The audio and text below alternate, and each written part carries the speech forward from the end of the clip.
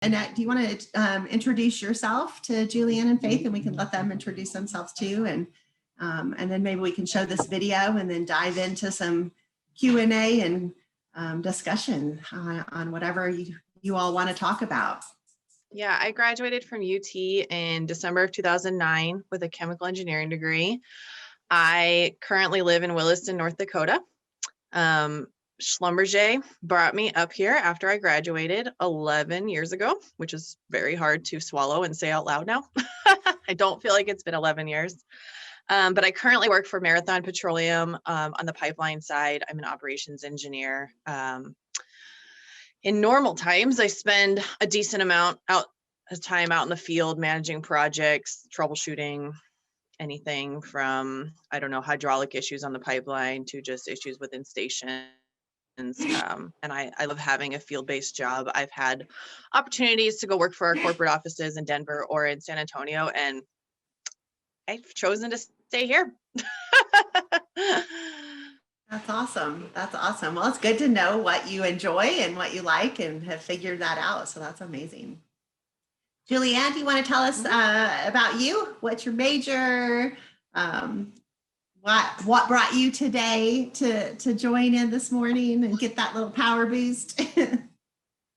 Yeah, hi, my name is Julianne. I'm a first-year chemical engineering major, and I came here today to get that little power boost. Awesome. And Faith? Hi, I'm Faith. I'm a second-year electrical engineer, and I've never been to Expo before, so I really want to get like a feel of how this works. Yeah, that's awesome. That is awesome. Well, Julianne just went yesterday, so she can also give you a few tips maybe from her experience yesterday. That's awesome. Well, let's start. Let me show you this 3-minute video, because I think what I love about this video, and I encourage you at some point to go watch her longer TED Talk, but Amy Cuddy is a person who, she's a professor. She's done lots of research in body language and power poses and all kinds of things around how to really project this confidence and what projecting that confidence does inside your body, to your brain, to your own sense of self. And so I thought this was a good thing to maybe show, because I think it'll give you some little fast tips to think about as you head into Expo or any other space where you need that little boost of confidence. Let me get my screen sharing here. And we're going to share sound. And this is her longer TED Talks is about 20-ish minutes, but this is a condensed down to 3 minutes version. So let's watch. So I want to start by offering you a free no-tech life hack, and all it requires of you is this, that you change your posture for 2 minutes. I became especially interested in nonverbal expressions of power and dominance. And what are nonverbal expressions of power and dominance? Well, so in the animal kingdom, they are about expanding. So you make yourself big, you stretch out, and humans do the same thing. So they do this both when they have power sort of chronically, and also when they're feeling powerful in the moment. So powerful people tend to be, not surprisingly, more assertive and more confident. Physiologically, there also are differences on 2 key hormones, testosterone, which is the dominance hormone, and cortisol, which is the stress hormone. We decided to bring people into the lab and run a little experiment, and these people adopted for 2 minutes high power poses or low power poses. And I'm just going to show you 5 of the poses, although they took on only 2. This is what happens. They come in, they spit into a vial. We, for 2 minutes, say, you need to do this or this. We then ask them, how powerful do you feel on a series of items? And then we take another saliva sample. Here's what we find on testosterone. From their baseline when they come in, high-power people experience about a 20% increase, and low-power people experience about a 10% decrease.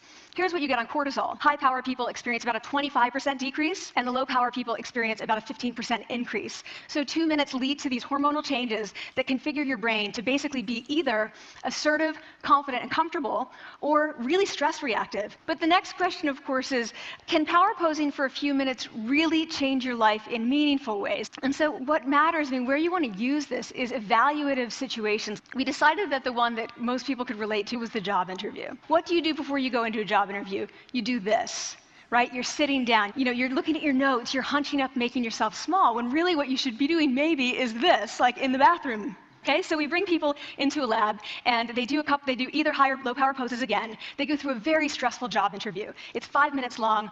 They are being recorded. They're being judged also.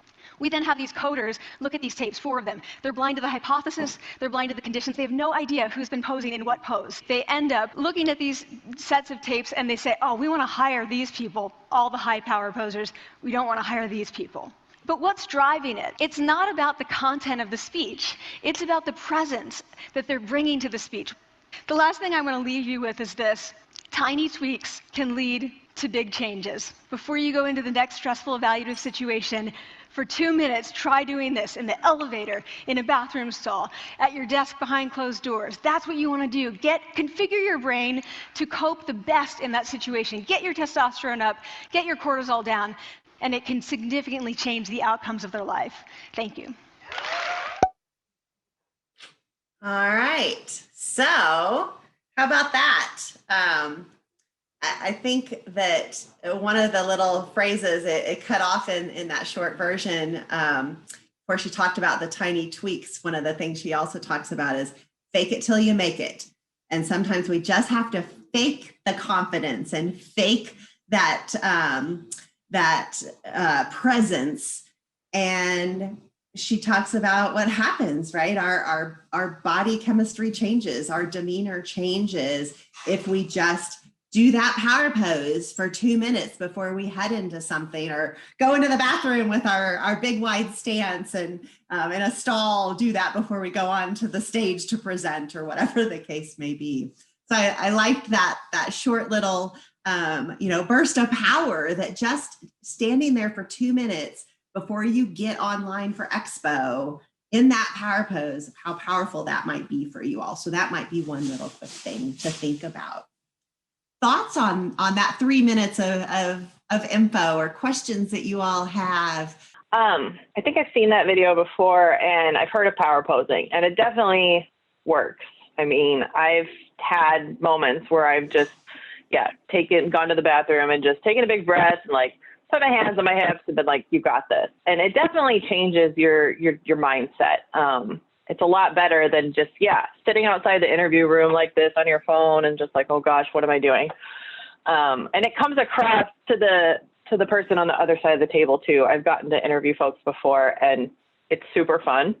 It's a lot better on the other side of the table. But you can tell who comes in just saying, I got this. Even if they're faking it, just like Tricia said, fake it till you make it is a real thing. Obviously, don't put anybody in danger, but when it comes to interviews, do it. Yeah. So I know, Faith, that you said have never been to Expo, so you're definitely a little nervous heading in.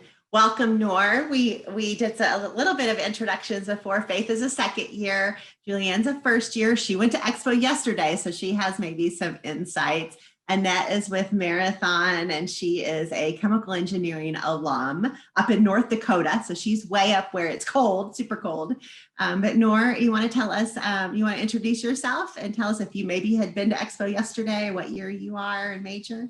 Yeah, sure. My name's Noor. I am a second year chemical engineering student. So that's really cool that Annette is also a chemical engineer. I've never been to Expo. This is going to be my first day too, so I'm in the same boat as Julianne, I think. Okay. Julianne? I think Faith didn't go. Yeah. So I'm gonna put Julianne on the spot, since she's our resident expert, having gone yesterday into virtual Expo. So maybe talk a little bit about what that was, and maybe any things you learned, but then also any things you want to maybe pose as a question now that you've been, that might be helpful as you go back in and Faith and Noor go in for the first time.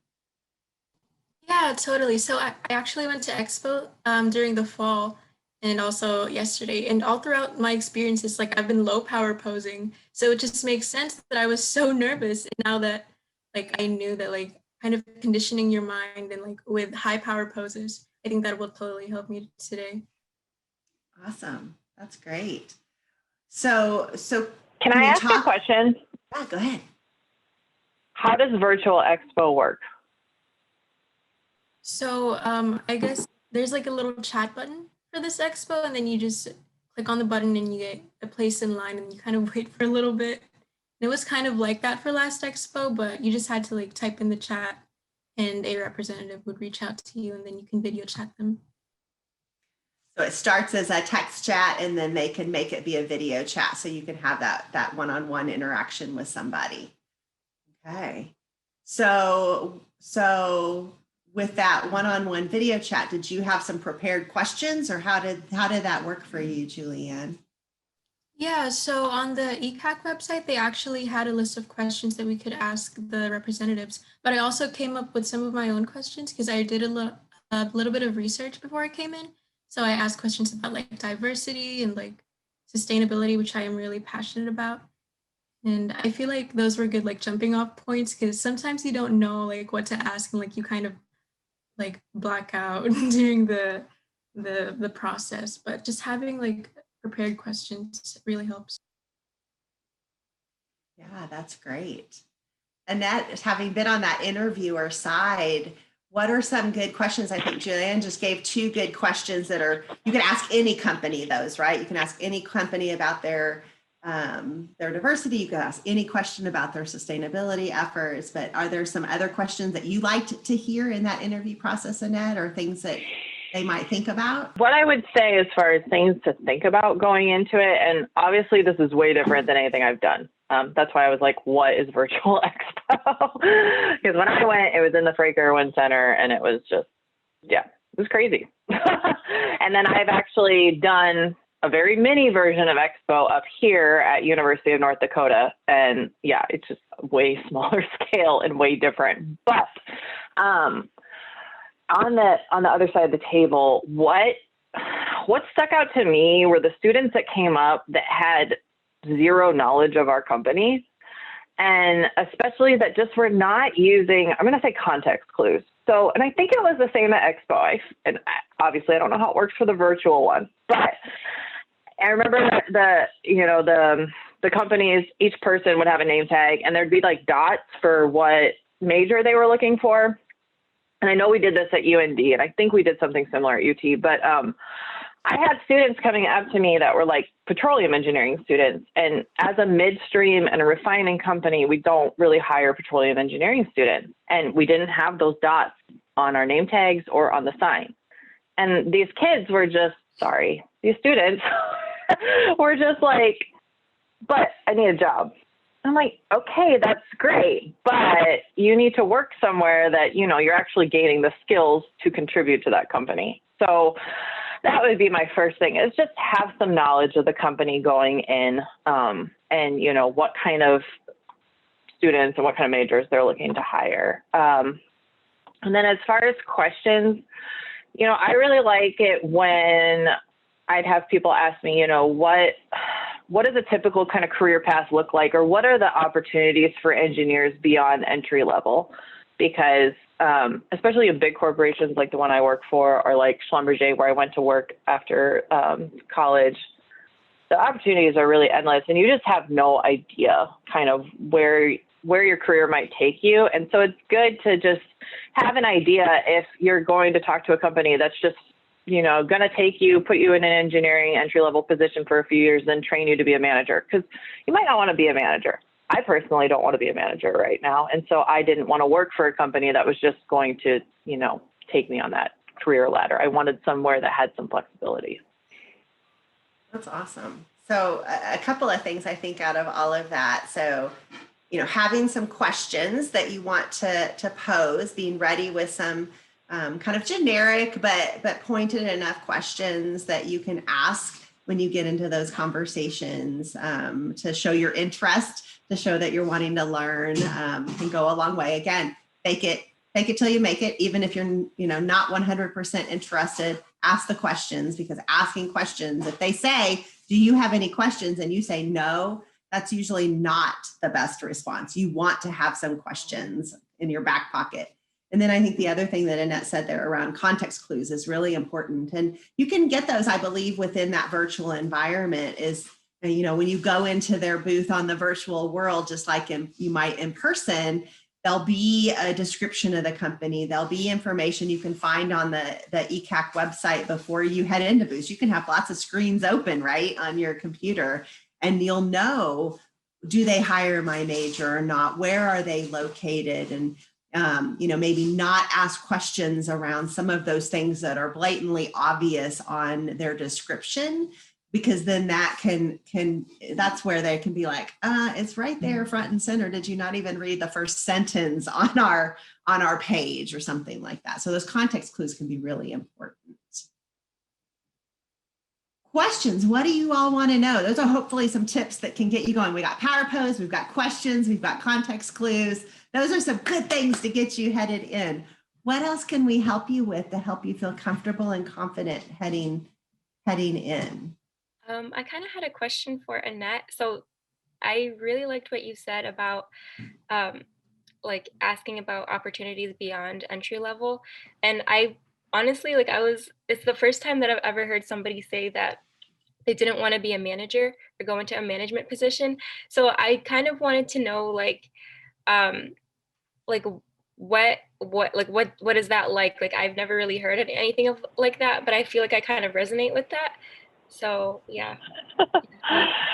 So I'll put the disclaimer out there that, or I guess the explanation of why I don't want a management position right now is because, you know, I have 2 small children, and honestly, they are a huge priority in my life. And especially in big companies, management positions take up a lot of time beyond normal work hours. And I don't want that stress right now. And I want to get good at what I'm doing. And so like, within our company, we've got, I think it's 4 different kind of grade levels of engineers, and I'm an engineer 3 right now, and there's a senior engineer. So there's still a way to like climb and just become technical experts at what you're working at. And so you can still be a resource. You know, people still call me when they've got questions. They know that I'm kind of specializing in pipeline hydraulics. And so I'll get people that know me for those things.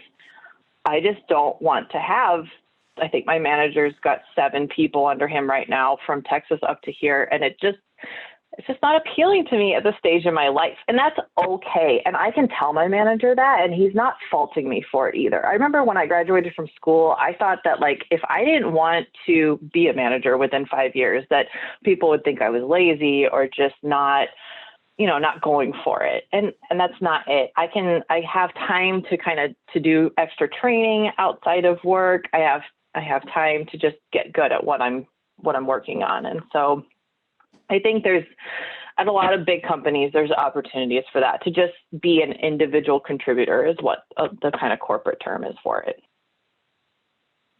That's awesome. Thank you so much.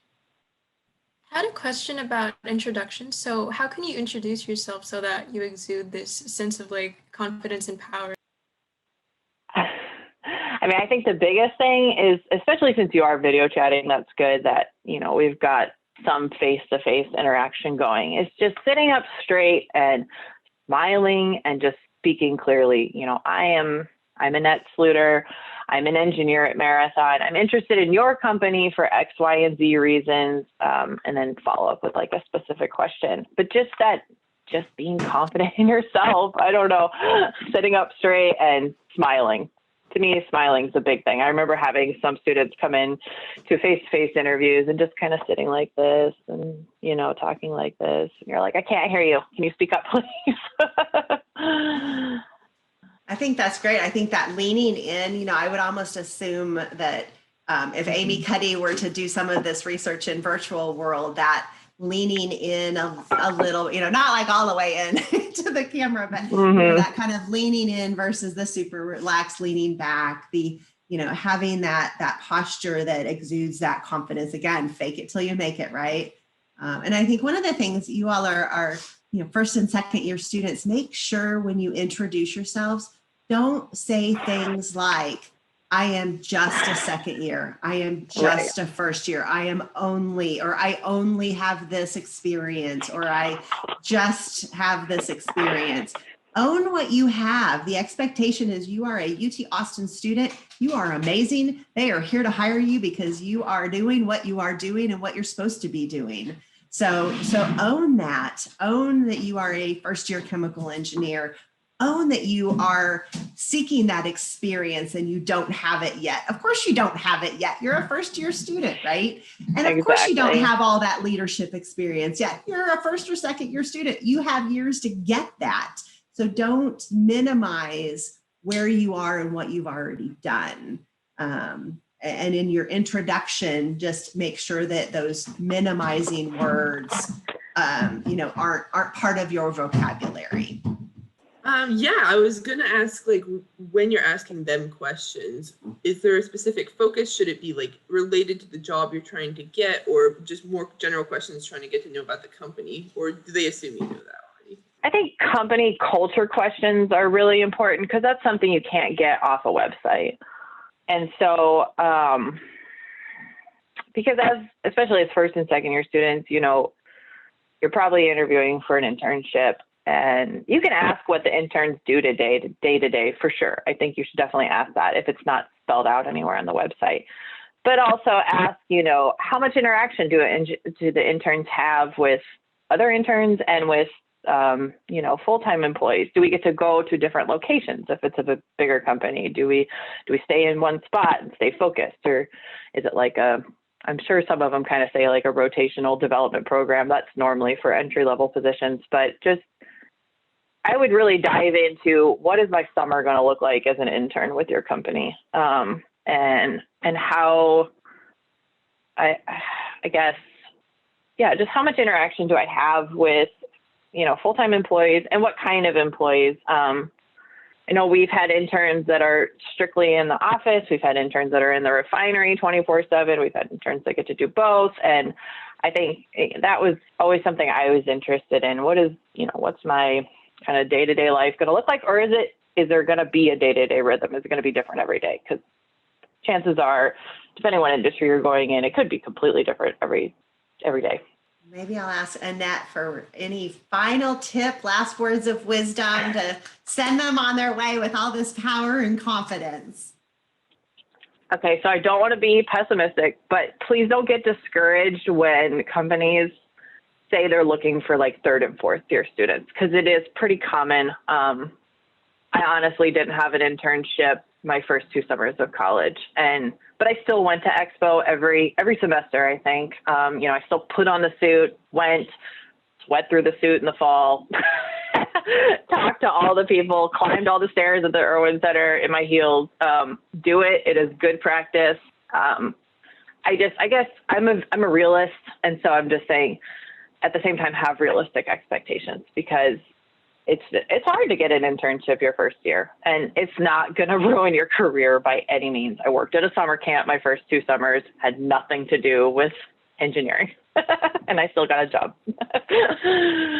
I think that's great advice. Yeah, and to not take the fact that a company maybe doesn't have a position for you right now as a personal assault, right? It's not necessarily about you or your skill set. It may simply be that they have one position and it's going to go to this person because of who knows what reasons, right? So don't take that as I'm not a good engineer because I didn't get an internship. And especially this summer in virtual world, the internships and opportunities are super limited. So, and don't listen to the noise around you of, well, they got an intern and everybody's getting an intern, because they might actually not be, or they're getting something that really isn't what they're billing it to be. So don't let the noise of everybody else's experiences and job offers mess with your mind, because it can definitely do that.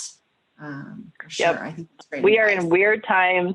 The fact that I have a job right now, I'm very grateful for. Please don't take any of it personally. And if you don't get an internship, find something fun to do, because you got the rest of your life to work. Exactly. Can you hear me? Oh, yes. This is Anita. Hi. Hi. I was not able to join on the Zoom on live, but I was able to join the phone and finally figured out how to unmute myself. Awesome. So I don't know if you introduced my name earlier, but I've worked in the industry both in IBM and Intel, and I'm on a self-planned sabbatical the last 4 months to take care of my parents. And that's something that I wanted to share here, that, you know, just to kind of echo what I heard you guys just say in the last bit here, right? If you don't get an internship, enjoy the time to do something fun, pick up a new skill. And I've been appreciating this last 4 months, even though I've been very busy taking care of my ailing dad. I've appreciated the time. So I think take everything with a positive attitude would be my input to you guys.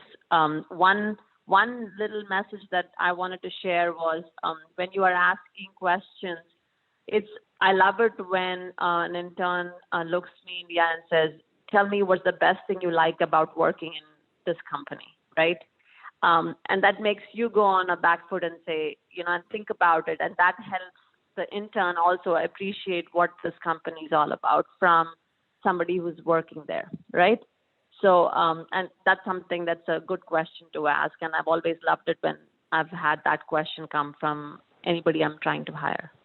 All right. Well, thank you to Annette and to Anita for joining in. And thank you, students. I hope you feel like you have a little bit of power. I want to see everybody doing your power poses, and off we go. You're going to do that for 2 minutes before you head into Expo today and take all that space up and be super confident and go off and do amazing things.